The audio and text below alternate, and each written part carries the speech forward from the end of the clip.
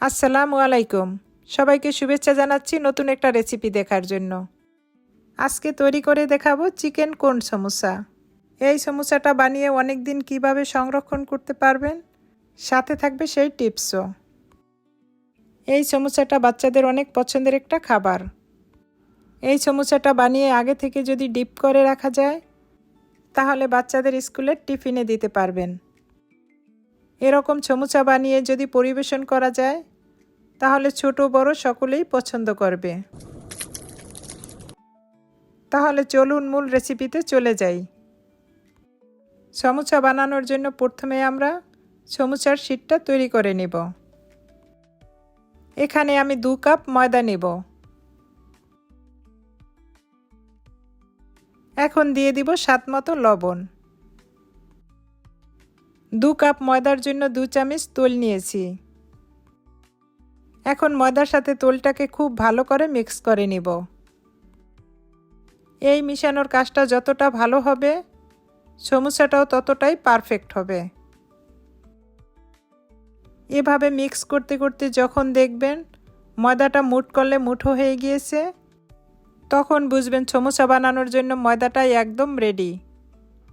এই পর্যায়ে দিয়ে দিব পানি। আমি অল্প অল্প করে পানিটা দিব আর মাখাতে থাকব। এই ডোর উপরে নির্ভর করে সমোসাটা কতটা পারফেক্ট হবে।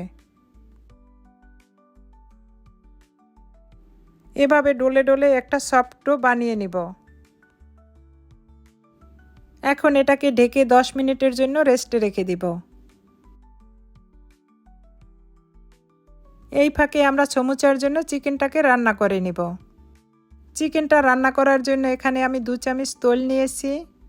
এখন এর সাথে দিয়ে দিব 1 চামচ আদা বাটা, 1 চামচ রসুন বাটা। এখন এর সাথে দিয়ে দিব কাঁচামরিচ কুচি। এখানে আমি 3-4টা কাঁচামরিচ কুচি করে নিয়েছি। এবার এগুলোকে একটু ভেজে নিব, আদা রসুনের কাঁচা গন্ধটা চলে যাওয়া পর্যন্ত। এখানে আমি চিকেনটাকে ছোট ছোট পিস করে কেটে নিয়েছি। আমি এখানে হাড় ছাড়া চিকেনটা নিয়েছি। এখন এটাকে নেড়েচেড়ে একটু ভেজে নিব। এবার চিকেনটার ভিতরে স্বাদমতো লবণ দিয়ে দিব। আর দিয়ে দিব 1 চামচ চিলি ফ্লেক্স। এখন দিয়ে দিব 2 চামচ মিক্স মশলা। বাজারে যে চিকেনের মিক্স করা মশলাটা পাওয়া যায়, আমি সেই মশলাটাই দিয়েছি। এই চিকেনটা রান্না করার জন্য আমি অন্য কোনো মশলা ইউজ করব না। এবার চিকেনটাকে সরা দিয়ে একটু সময় ঢেকে রাখব।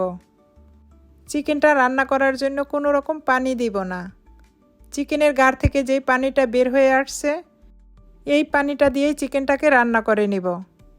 চিকেনের ভিতরে দিয়ে দিব একটু ক্যাপসিকাম আর দিয়ে দিব কিছুটা পাতাকপি।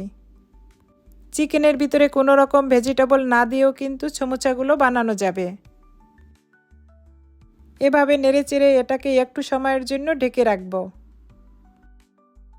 এবার সরাটা তুলে এটাকে নেড়েচেড়ে দিব। আমাদের চিকেনের পানিটা শুকিয়ে ভেজিটেবলটা সিদ্ধ হয়ে গিয়েছে। এবার এর ভিতরে অ্যাড করব 1 চামচ টমেটো কেচাপ। কেচাপটা দিলে চিকেনের টেস্টটা বহুগুণে বেড়ে যায়। এখন আমার চিকেনটা একদম রেডি। চুলার জালটা বন্ধ করে চিকেনটাকে নামিয়ে নিব। এখন আমরা সমোসার শিটগুলো বানিয়ে দেখাবো। ডোটাকে আরেকটু সময় নিয়ে হাত দিয়ে ভালো করে ডলে নিব।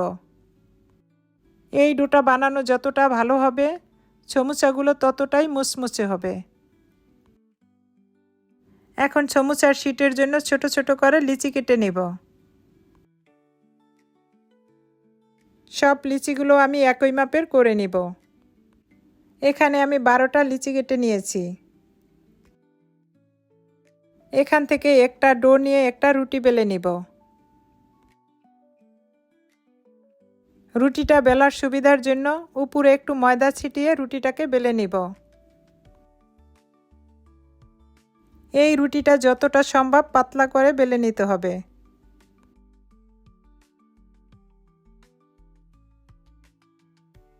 আমি রুটিটা কি পরিমাণ পাতলা করেছি একটু দেখিয়ে দিচ্ছি। আপনারা দেখেই বুঝতে পারছেন আমি রুটিটা কি পরিমাণ পাতলা করেছি। একই পদ্ধতিতে আমি সব রুটিগুলো বানিয়ে নিব। আমি আশা করি আপনাদের কাছে আমার এই রেসিপিটা ভালো লাগবে। যদি ভালো লেগে থাকে বেশি বেশি শেয়ার করে আমার চ্যানেলটাকে সাবস্ক্রাইব করে রাখবেন আর বেল বাটনটা অন করে রাখবেন। এরকম নিত্য নতুন রেসিপি দেওয়া মাত্র আপনাদের কাছে পৌঁছে যাবে। এভাবে আমি সব রুটিগুলো বানিয়ে রুটিটাকে সেঁকে নিব।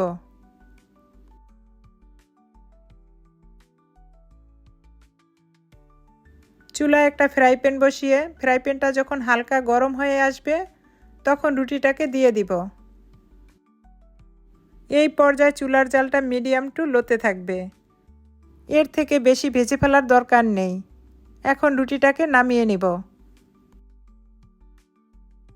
একইভাবে সব রুটিগুলোকে ভেজে নিব। রুটিগুলো থেকে যখন একটা কাঁচা ভাব চলে যাবে তখন এই রুটিগুলোকে তুলে নিব। সব রুটিগুলোকে আমি ভেজে নিয়েছি। এখন এই রুটি দিয়ে আমি কোনগুলো বানিয়ে দেখাবো। কোনগুলো বানানোর জন্য প্রথমে একটা আঠা তৈরি করে নিতে হবে। 1 চামচ ময়দা আর পানি দিয়ে একটা আঠা বানিয়ে নিব। এই ডোটা খুব বেশি পাতলাও হবে না আবার খুব বেশি ঘনও হবে না। কোনগুলো বানানোর জন্য আমার লাগবে সেমাই। এখানে আমি কিছুটা সেমাইকে গুঁড়ো করে নিয়েছি। একটা রুটির মাঝ বরাবর কেটে নিব। একটা রুটি থেকে আমি 2টা কোণ বানাবো। প্রথমে এক সাইড ধরে এভাবে একটা কোণের মতো করে নিব। তারপরে এভাবে পেঁচিয়ে পেঁচিয়ে কোণটাকে বানিয়ে নিব। সাইডে এভাবে আঠা লাগিয়ে কোণটাকে আটকিয়ে দিব। দেখেই বুঝতে পারছেন কোণটা কিভাবে বানিয়ে নিয়েছি। চিকেনের যেই পুরটাকে আগে রেডি করে রেখেছি সেটা কোণের ভিতরে দিয়ে দিব। এভাবে চেপে চেপে কোণের ভিতরে ঢুকিয়ে দিব। কোণের ভিতরে পুরটা যদি বেশি ভরা থাকে কোণটা খেতে ভালো লাগে। যেই আঠাটা আমি রেডি করে রেখেছি এভাবে কোণের সাথে লাগিয়ে নিব। এখন কোণটা সেমাইয়ের সাথে এভাবে লাগিয়ে নিব। কোণের সাথে সেমাইটা লাগানোর পরে কোণটা দেখতে কতটা সুন্দর লাগছে। একই পদ্ধতিতে আমি সব কোণগুলো বানিয়ে নিব। প্রথমে রুটিটাকে এক সাইডে ধরে এভাবে একটা কোণের শেপ করে নিব। তারপরে এটাকে এভাবে পেঁচিয়ে সাইডটাকে আঠা লাগিয়ে দিব। তখনই দেখবেন একটা কোণ তৈরি হয়ে গিয়েছে। এখন চিকেনটাকে কোণের ভিতরে ঢুকিয়ে দিব। এভাবে চেপে চেপে চিকেনটাকে দিয়ে দিব। এখন কোণটাকে ডোয়ের ভিতরে এভাবে ডিপ করে নিব। তারপর কোণটা সেমাইয়ের উপরে এভাবে লাগালে সেমাইটা লেগে যাবে। একই পদ্ধতিতে আমি সব কোণগুলো বানিয়ে নিব। সব কোণগুলো আমি বানিয়ে নিয়েছি। এখন কিছুটা কোণ আমি ডিপ করে রেখে দিব আর কিছুটা কোণ আমি ভেজে নিব।